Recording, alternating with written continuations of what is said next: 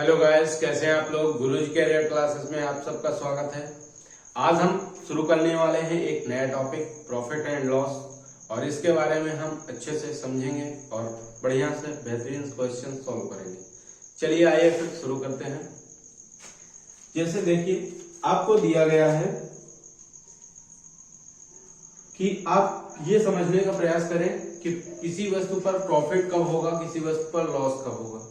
जैसे कि एक वस्तु 100 रुपए की है, मतलब उसका सीपी क्या है, 100 रुपीज है।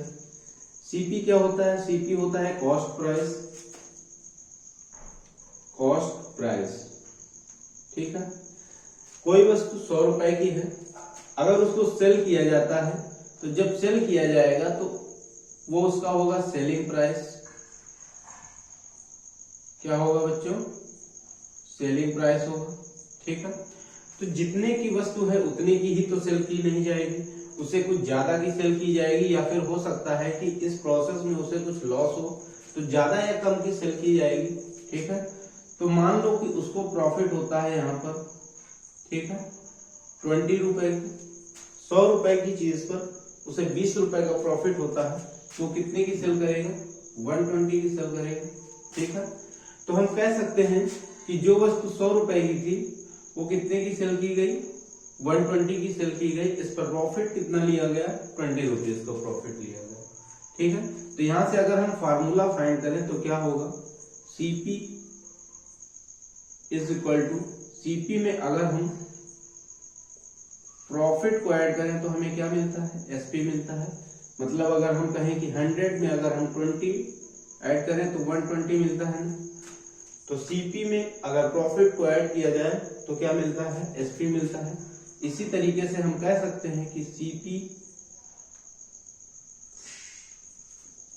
की profit is equal to SP minus CP हो जाएगा, कि एसपी से जितना भी उसका सेलिंग प्राइस है उसमें से सीपी को सब्ट्रैक्ट कर दिया जाए तो क्या आ जाएगा? उसका प्रॉफिट आ जाएगा।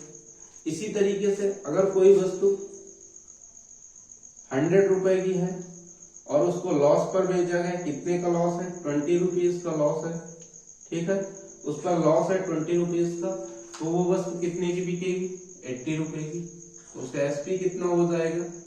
80 रुपीज उसका एसपी हो जाएगा। अगर उसका एसपी 80 रुपीज है तो यहां से हम कह सकते हैं कि 100 में 20 सब्ट्रैक्ट किया गया तो 80 मिला। मतलब हम कह सकते हैं कि सीपी में अगर लॉस को सब्ट्रैक्ट करेंगे तो क्या मिलेगा? एसपी मिलेगा।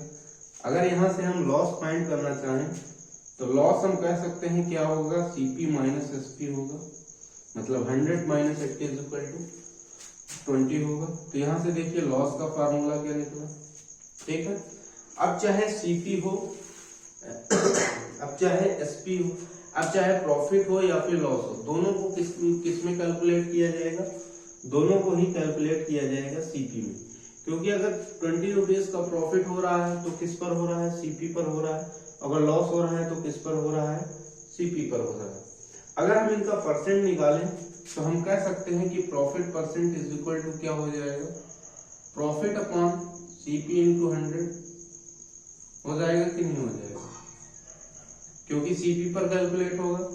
ऐसे ही लॉस परसेंट अगर हम फाइंड करें तो हम कह सकते हैं कि लॉस परसेंट क्या होगा? लॉस अपॉन सीपी इंटू 100 होगा कि नहीं होगा? क्यों बच्चों?